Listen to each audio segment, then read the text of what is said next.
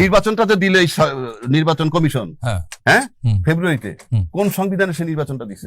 বর্তমান যে সংবিধানে, বর্তমান সংবিধান কোনটা বলেন? বর্তমান যে সংবিধানে বাংলাদেশ চলছে, বাংলাদেশ সংবিধান কোন সংবিধানে চলছে? বাংলাদেশ সংবিধান নেই এখন। আরে কোন সংবিধান চলছে বলেন না আপনি?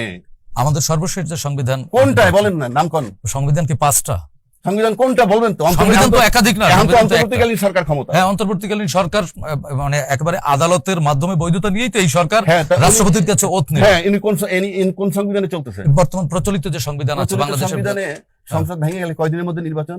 এটা তো ট্রানজিশনাল গভর্নমেন্ট, কিন্তু বলাই হয়েছে। এই বলতেছেন সংবিধানে? না, সেটি তো আপনার আইনের মাধ্যমে বৈধতা নিয়েছে না এই সরকার। আইনের মাধ্যমে বৈধতা উচ্চ আদালতের সাথে পরামর্শ করেই তো এই সরকার গঠন করা হয়েছে। তারপরে ফলো করবে কিসে? ফলো করবে কনস্টিটিউশন।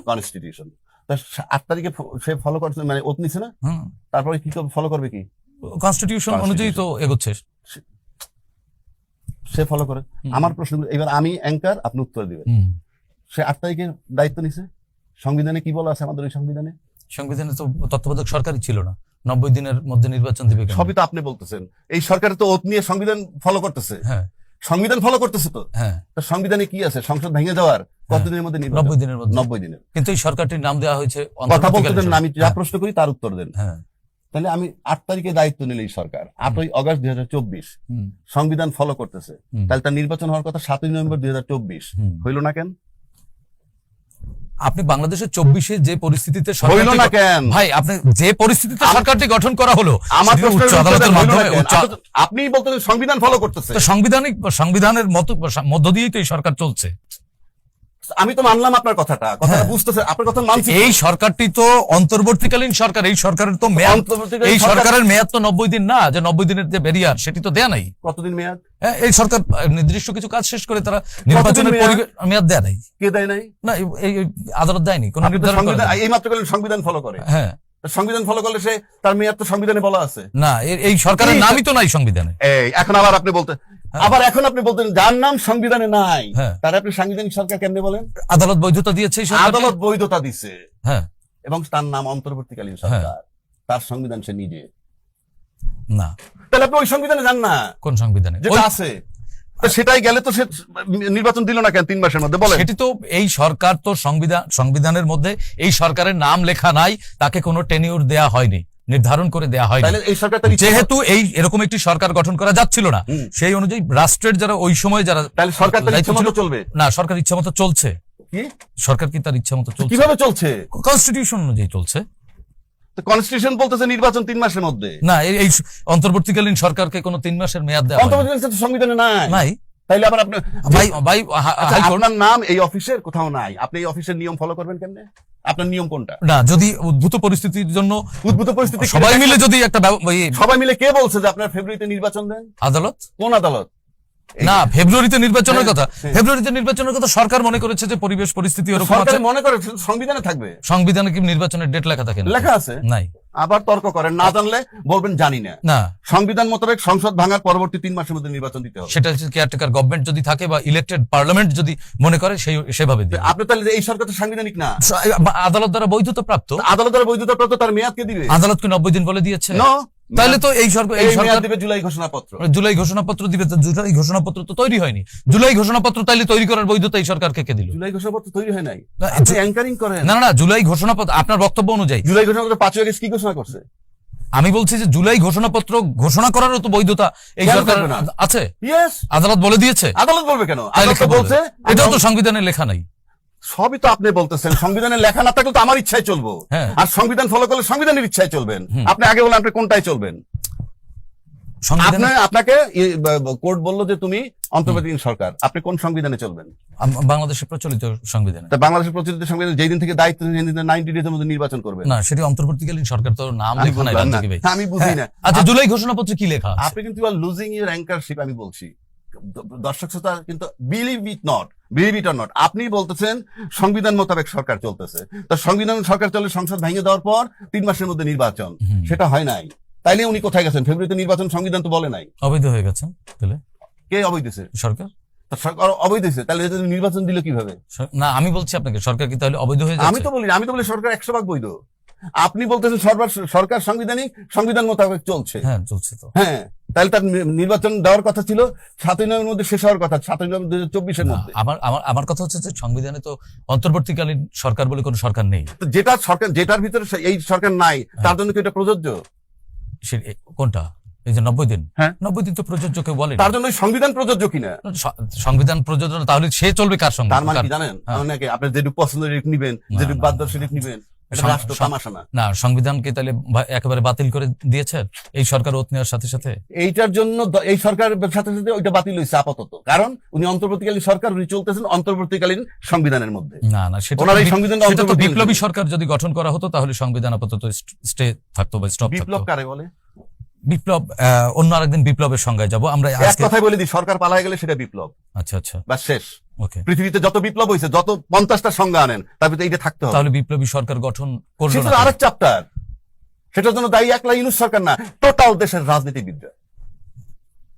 সেটা আমি সমর্থন করি। হ্যাঁ, আপনি এবার আসেন। হ্যাঁ, তাহলে ইউনূস সরকার এই সংবিধান মোতাবেক নির্বাচন দিচ্ছে না, এবং সমস্ত রাজনীতিটা বৈশা বৈশা চুপচাপ বৈশা আছে। নির্বাচন কমিশন নির্বাচন দিতেছে ফেব্রুয়ারিতে, কি হিসাবে? তার গঠন হয়েছে কবে তা জানেন? এই সরকার আসার পরে। কবে? সে 8 আগস্টের পরে। কবে? সেটা এক্সাক্ট আমার তারিখটা খেয়াল নেই। না জানলে আপনি অ্যাঙ্কারিং করেন কেন? 8ই আগস্ট 2024 সরকার হইছে। সংবিধান মোতাবেক 3 মাসের মধ্যে হইতে হইলে আপনার কথা মতো 7ই নভেম্বর। আমার কথা মতো না, তাহলে আমার কথা মতো অন্তর্বর্তীকালীন সরকার 3 মাসের মধ্যে নির্বাচন দিতে বাধ্য, এরকম কোন বক্তব্য আমার না। এটি কার? আপনি তো বলছেন সংবিধান মোতাবেক চলতেছে। সংবিধান মতো চলছে তো সংবিধানিক তাই বলতেছে। সেটি তো এই অন্তর্বর্তীকালীন সরকারকে টেনিউর দিয়ে দেয়নি। তাহলে এই সরকারের জন্য এই সংবিধান প্রযোজ্য না? হতে পারে, সেটা আপনার বিবেচনায় হতে পারে। ভাই, আপনি তো এক জায়গায় যাইতে হবে।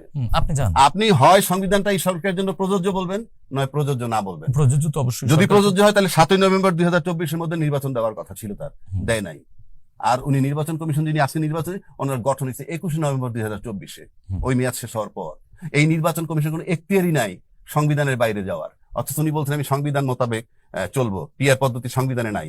এটাও একটা ঢা মিথ্যা কথা। পিআর পদ্ধতি না, কোনো পদ্ধতির কথাই ইয়েতে বলা নাই। সেখানে নির্বাচন হবে, ভোটে যে জিতবে সে যাবে। পিআর পদ্ধতি নাই বা আছে, কোনোটাই এখানে বলা নাই। এগুলো মানে হাফ নলেজ হইলে যা হয়। আর সংবিধান মোতাবেক যদি হয় 7ই নভেম্বর এই সরকার আসার পর পরবর্তী 3 মাসের মধ্যে 7ই নভেম্বর 2024-এর মধ্যে নির্বাচন দিয়ে দেওয়ার কথা ছিল। উনি যখন আসছে তখন উনি অন্তর্বর্তীকালীন সরকারের নির্বাচন কমিশন, সেজন্য উনি ফেব্রুয়ারি এই অন্তর্বর্তীকালীন সরকারের ডাইরেকশন ফলো করতে পারে। আর যদি উনি অন্তর্বর্তীকালীন সরকারের নির্বাচন কমিশন নিজেরা না মানেন, সংবিধান ফলো করতে যান, তাকে আদালতে যাইতে হবে। আদালতের কাছে গিয়ে ওপিনিয়ন চাইতে হবে যে আমি কেমনে করব নির্বাচনটা। সংসদ ভাঙার 3 মাসের মধ্যে নির্বাচন দেওয়ার কথা ছিল, সেটা দিতে পারি নাই। আর আমি আসছি তারপরে, এবং এই হলো অন্তর্বর্তীকালীন সরকার, আমাকে নিয়োগ দিয়েছে সে। আমি ফেব্রুয়ারিতে নির্বাচন করব কিভাবে? এক রাস্তা তার আদালতে যাওয়া, আর নয় যেহেতু সে স্বাধীন প্রতিষ্ঠান, সাংবিধানিক প্রতিষ্ঠান, সে দরকারে নিজে রাজনৈতিক দলে আবার বসতে পারে। সেরকম একটা উদ্যোগ মেবি আছে ওনার, আমি জানি না। আমি তাকে গাইডলাইন দিচ্ছি, নাহলে তাকে যেতে হবে ফাইনালি আদালতে। ওনার এরকম একটা উদ্যোগ আমি জানি না, আর নাইলে ফাইনালি তার আদালতে যেতে হবে। আদালতে গিয়ে বলতে হবে আমি কি করব। আর উনি নিজে উনি পারবেন না কৈফিয়ত দিয়ে। ওনার পরিণতি নুরুল হুদার মতো হবে। আপনাকে মনে রাখতে হবে, বাংলাদেশ এখন সেই জায়গায় নাই। বাংলাদেশের প্রধান বিচারপতি জনদাবির যে ছিল, কি বলে, জনদাবির কি ছিল আপনার তত্ত্বাবধায়ক সরকার, সেটাকে এবিএম খায়রুল হক সাহেব কুচক্রি সরকারের সাথে মিশা কলমের খোঁচা তাকব্বরি দেখাইছে। এখন ম্যাজিস্ট্রেট কোর্টে গিয়ে দাঁড়ায় থাকে করুণ দৃষ্টিতে একটা বেইলের জন্য। এইটার থেকে শিক্ষা নিতে হবে টোটাল সমাজের সবার।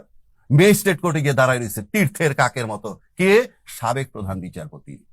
আপনাকে দেখতে হবে দেশ এখন সেই জায়গায়। এত সহজ না, খুব সহজ না যে জুলাই আন্দোলন হয়েছে, এত লোক মারা গেছে, এত আহত হয়েছে, আপনি একটা নির্বাচন করে চলে যাবেন, আপনি লিখে রাখতে পারেন। This is not so easy.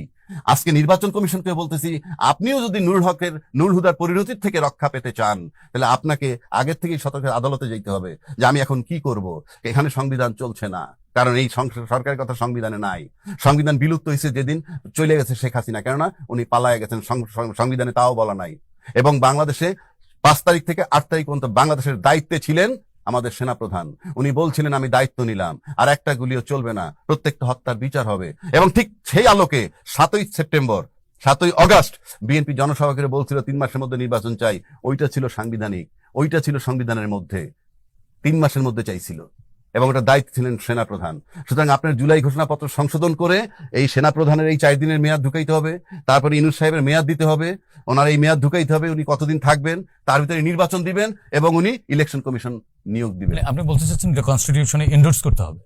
বুঝেনি না খামাখাতা জুলাই ঘোষণাপত্রের মধ্যে। আচ্ছা, জুলাই ঘোষণাপত্র পরবর্তীকালে তারা যেটা করছে সেটা সংবিধানের তফসিল হিসাবে যাবে। তার ভিতরে এই কথাগুলো গেলে যারা পার্লামেন্টে নির্বাচন করেছেন তাদের জন্য নিরাপদ, তারা বৈধতা পাবে। অফকোর্স, নাইলে আপনার ইউনূস সরকারের মেয়াদ নাই, সংবিধান ফলো হয় নাই, আপনি কিসের কার দেওয়া কোন নির্বাচনে আপনি এসে পার্লামেন্টে? তাহলে কি পরবর্তী নির্বাচন প্রশ্নের মুখে পড়তে পারে?